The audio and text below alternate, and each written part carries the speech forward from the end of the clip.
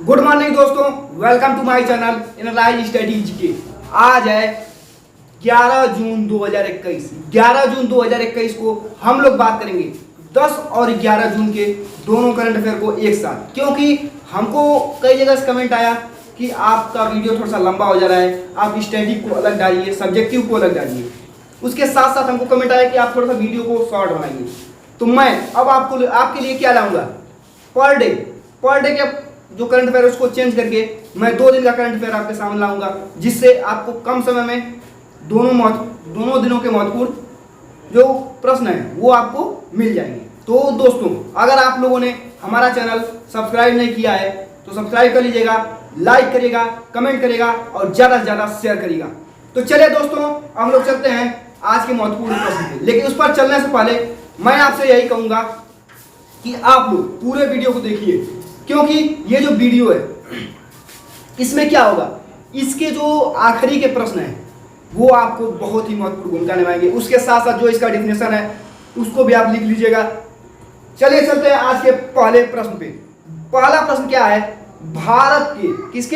भारत के नए चुनाव आयुक्त कौन नियुक्त हुए हैं? कहाँ के? भारत के।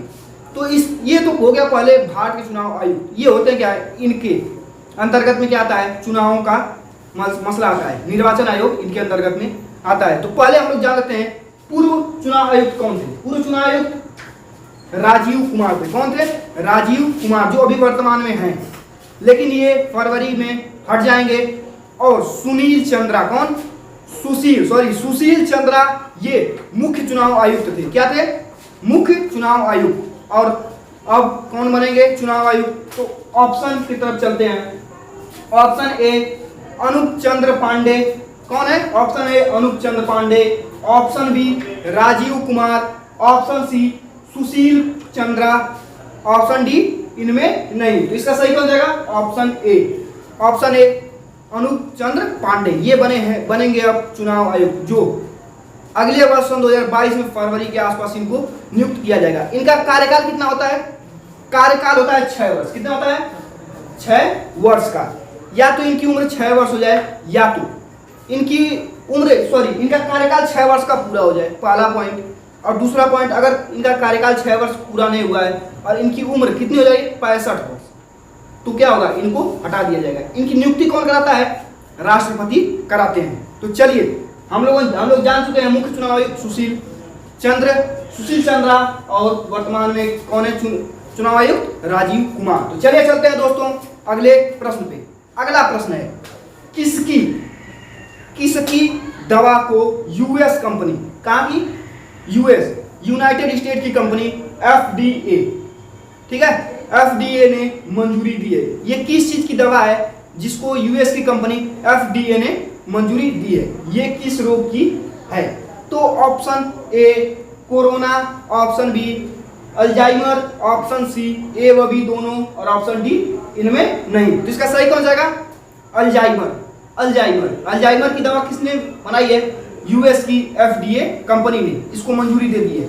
पिछले जो बीते हुए 2 दशक हैं, अर्थात 20 वर्ष हैं, इसमें ये पहली दवा बनी है अल्जाइमर की, जिसको यूएस कंपनी एफडीए ने मंजूरी दे दी है। तो ये तो हो गया इस प्रश्न का उत्तर। अब हम लोग जानते हैं अल्जाइमर में होता क्या है। पहला पॉइंट इसका मुख्य क्या है, इसमें भूलने की बीमारी आती है। क्या आती है? भूलने की बीमारी। पहले तो व्यक्ति धीरे धीरे कुछ भूलता है, उसके बाद जैसे कि इसका लेवल बढ़ता है वैसे वैसे उसके भूलने की क्षमता बढ़ जाती है। तो आप लोग इसका जानिएगा कि भूलने की बीमारी, और जैसे कि चेतन जो आपका होता है माइंड, वो आपका कमजोर होता चला जाता है। तो चलिए देखते हैं बाकी ऑप्शनों को। ऑप्शन ए कोरोना का पहला केस भारत में कहाँ देखा गया था? केरल में। कहाँ पर? केरल में। कोरोना की वैक्सीन कब से लगनी शुरू हुई है? कब से? 16 जनवरी 2021, ठीक है। पहला व्यक्ति जिसको लगी थी दिल्ली के कार्यकारी थे कौन? मनीष कुमार। इनको लगी थी पहली कोरोना की वैक्सीन। तो चलिए, भारत में कितनी वैक्सीनें चलती हैं? 3 वैक्सीनें। पहला कोविशील्ड, इसको किसने बनाया है? सीरम इंस्टीट्यूट पुणे ने। उसके बाद दूसरी कोवैक्सीन, जिसको भारत बायोटेक ने बनाया है। और 2DG ग्लूकोज, इसको बनाया है किसने? DRDO ने। तो चलिए हम लोग चलते हैं अगले प्रश्न पे। अगला प्रश्न है कार टी सेल। कौन सा? कार टी सेल किस रोग के लिए यह प्रयोग हो? कौन सा है? CAR T cell. ये है क्या? ये एक प्रकार की थेरेपी है। क्या है? एक प्रकार की थेरेपी। जैसे कि आप लोग जानते हैं कि C15 करके होता है, C15 carbon 15 carbon 16 C14 sorry carbon 14 करके होता है। ठीक है, कार्बन 14 का प्रयोग किसमें होता है? कैंसर में। वैसे ये है कार टी सेल, इसका प्रयोग किसके रोग में होगा? Option A cancer, option B Alzheimer, option C corona और ऑप्शन डी मलेरिया। तो इसका सही कौन जाएगा? ऑप्शन ए कैंसर में।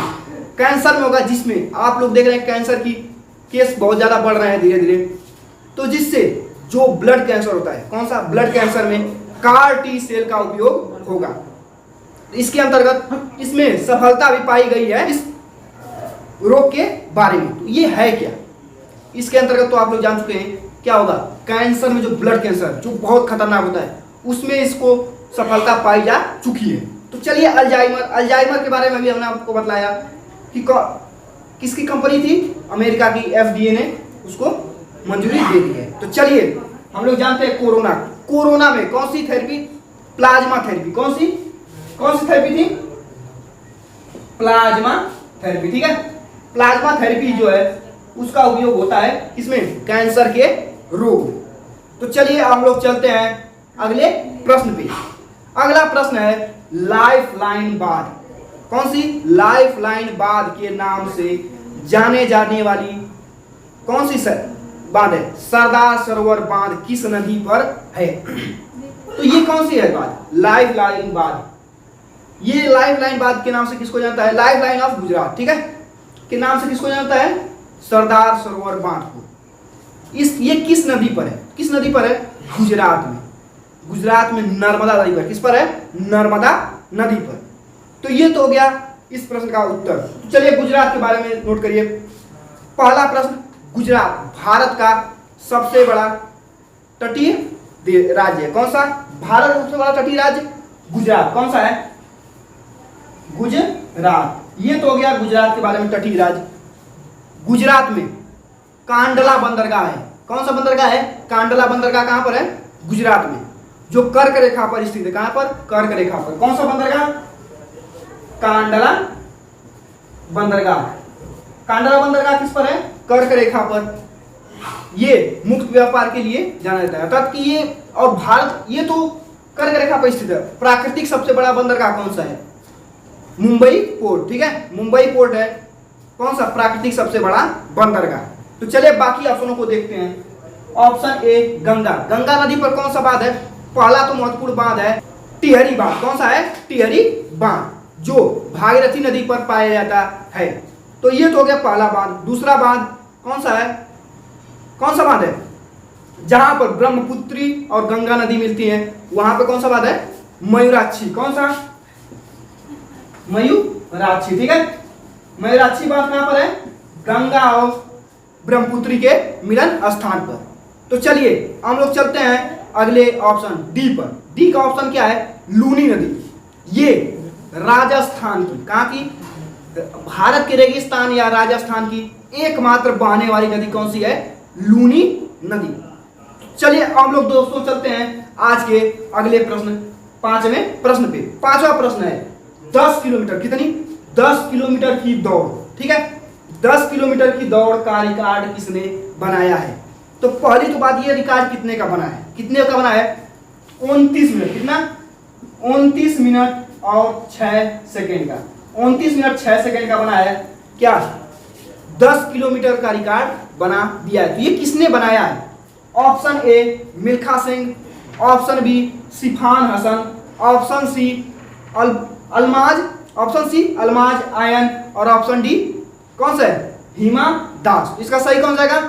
Option B Sifan Hassan. इन्होंने, इसने सिफान हसन ने, ठीक है, ऑप्शन बी सिफान हसन ने बनाया है। 29 मिनट 6 सेकेंड का रिकॉर्ड बना दिया 10 किलोमीटर दौड़ का। जो कहां के रहने वाले हैं? नीदरलैंड के। कहां के? नीदरलैंड के। ठीक है, नीदरलैंड के रहने वाले हैं तो आ गया नीदरलैंड। नीदरलैंड के बारे में हम लोग कुछ जान लेते हैं। नीदरलैंड को आप लोग हॉलैंड के नाम से भी जानते हो, पहली पॉइंट। दूसरा पॉइंट, नीदरलैंड में किसका मुख्यालय है? अंतर्राष्ट्रीय न्यायालय। कौन सा? अंतर्राष्ट्रीय न्यायालय का मुख्यालय कहाँ है? हेग, नीदरलैंड में है। ये यूएनओ के अंगों में एकमात्र ऐसा मुख्यालय है जो जिनेवा में स्थित नहीं है। बाकी सभी का मुख्यालय कहाँ है? जिनेवा में। इसको नोट कर लीजिएगा। नीदरलैंड हेग में किसका मुख्यालय है? अंतर्राष्ट्रीय न्यायालय का। अंतर्राष्ट्रीय न्यायालय में कितने मुख्य न्यायाधीश होते हैं? कितने होते हैं? 15। ठीक है, कितने होते हैं? 15। और 15 तो होते हैं इसमें मुख्य न्यायाधीश। उनका कार्यकाल कितना होता है? 9 वर्ष। तो यूएनओ के बारे में हमने पिछली वीडियो में बताया है, उसको बहुत विस्तार से बताया। आप लोग उसको देखिए और उसको जाकर प्लेलिस्ट में आप लोग देख लीजिएगा। तो चलिए हम लोग चलते हैं बाकी ऑप्शनों की तरफ। Option A, Milkha Singh. मिल्खा सिंह को क्या कहा जाता था? फ्लाइंग सिख। ठीक है, फ्लाइंग सिख के नाम से जाना जाता था मिल्खा सिंह को। Option B, Almaz Ayana. कौन है? Almaz Ayana. इनके नाम 29 मिनट 17 सेकेंड का रिकॉर्ड था। Option D, Hima Das. हिमा दास को आप लोग अच्छी तरह जानते हो, क्या है? हिमा दास। इन्होंने 8 गोल्ड मेडल, कितने?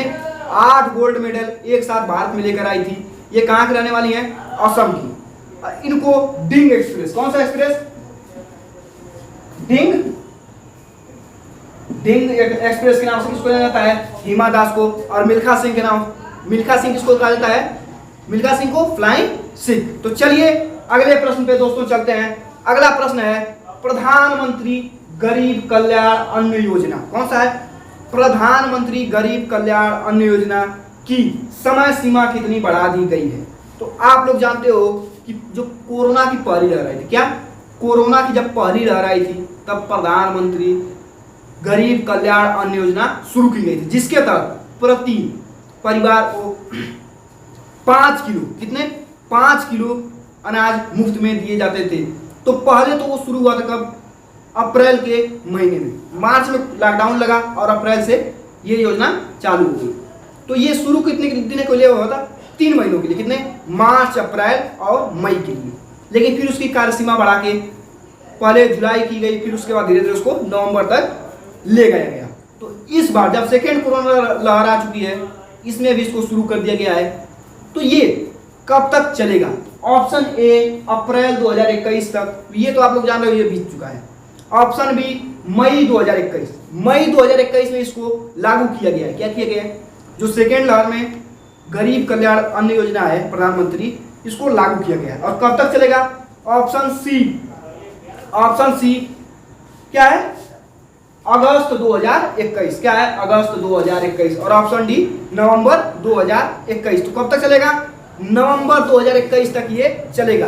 कब तक? नवंबर 2021, दीपावली तक चलेगा।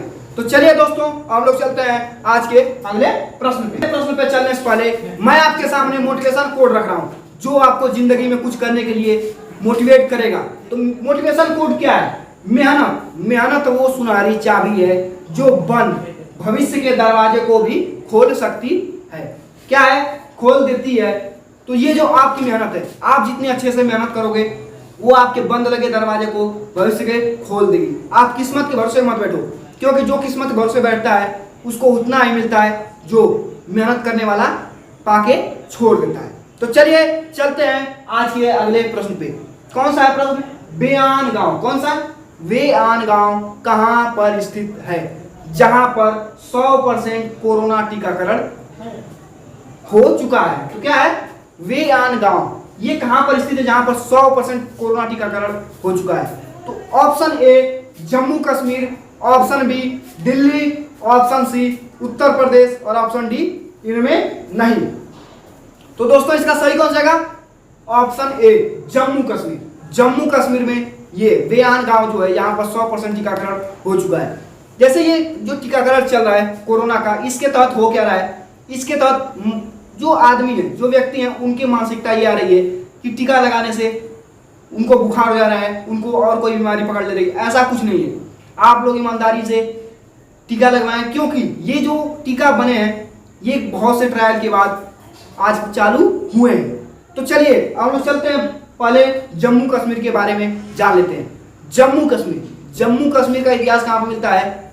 राज तरंगड़ी में। किसमें? राज तरंगड़ी, ठीक है, राज तरंगड़ी में मिलता है। ये किसकी पुस्तक है? कल्लड़। किसकी है?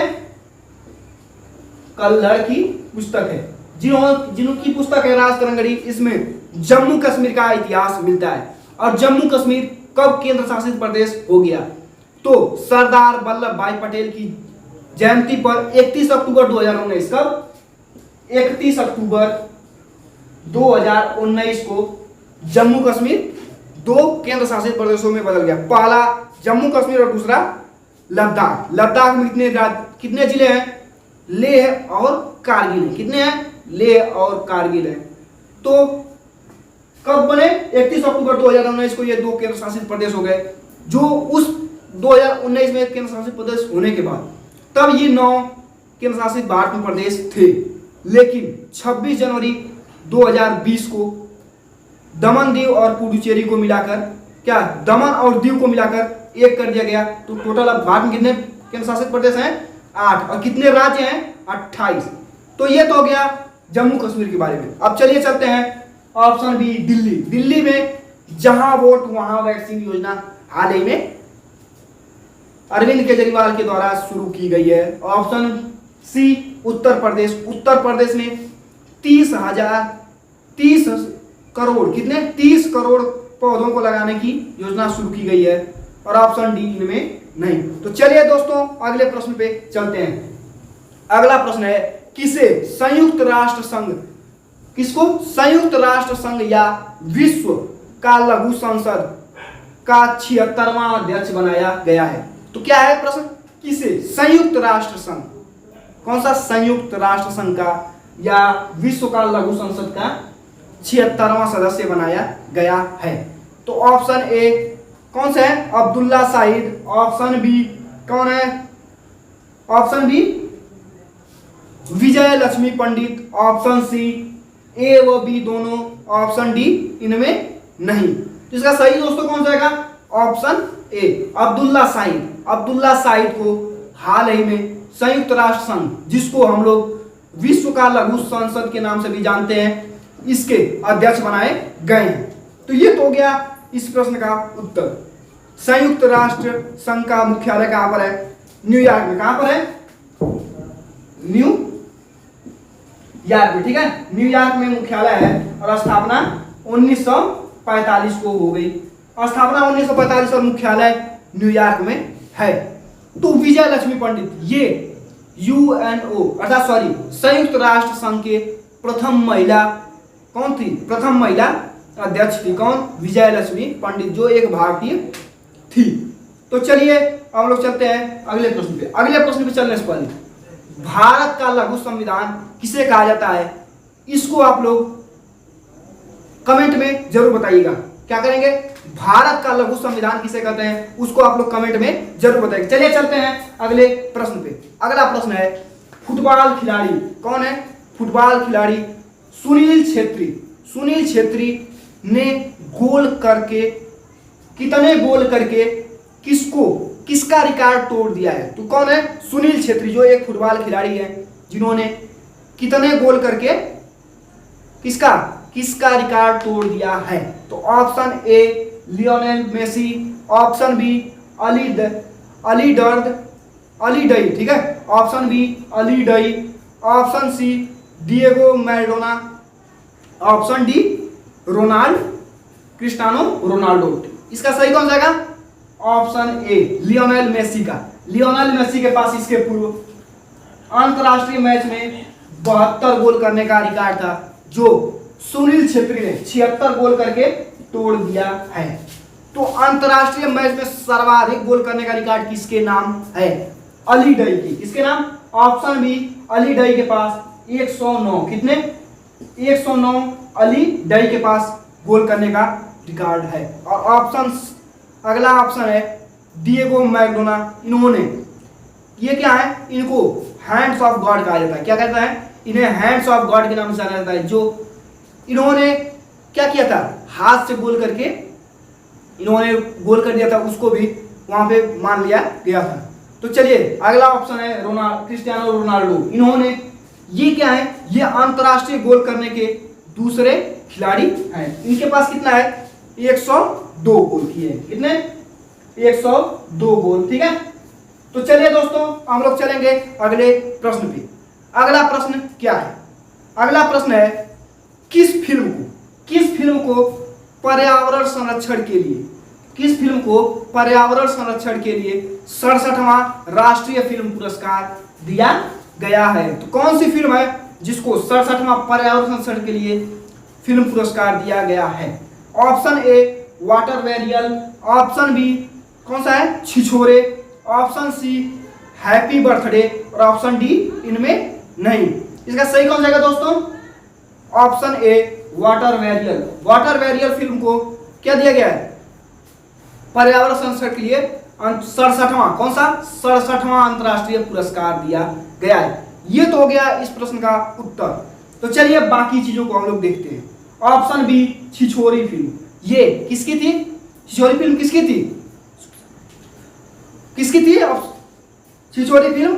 सुशांत सिंह राजपूत। किसकी, सुशांत सिंह राजपूत की, जिनकी हाल ही में डेथ हो चुकी है। किनकी, सुशांत सिंह राजपूत, जिन्होंने सुसाइड कर लिया था, उनकी फिल्म है छिछोरी फिल्म, जो आखिरी उनकी फिल्म थी, जिसको बेस्ट फीचर फिल्म कहा गया था। कौन सा, बेस्ट फीचर फिल्म। ठीक है, बेस्ट फीचर फिल्म कहा गया था जो सुशांत सिंह राजपूत की आखिरी फिल्म थी, छिछोरे फिल्म। और हैप्पी बर्थडे, हैप्पी बर्थडे किसकी थी, अनुपम खेर, अनुपम खेर की हैप्पी बर्थडे फिल्म थी, जिसको New York city international film festival पुरस्कार दिया गया था। तो चलिए हम लोग पहले जानते हैं 67वें अंतरराष्ट्रीय 67वें राष्ट्रीय फिल्म पुरस्कार के बारे में। तो इसका पहला पॉइंट नोट करिएगा, बेस्ट एक्टर का अवार्ड किसको मिला था, मनोज बाजपेयी और कौन थे, धनुष। मनोज बाजपेयी और धनुष को मिला था बेस्ट एक्टर का अवार्ड। और बेस्ट एक्ट्रेस का अवार्ड कंगना रनौत को, कौन थे, कंगना रनौत को मिला था बेस्ट एक्ट्रेस। और बेस्ट एक्टर कौन थे,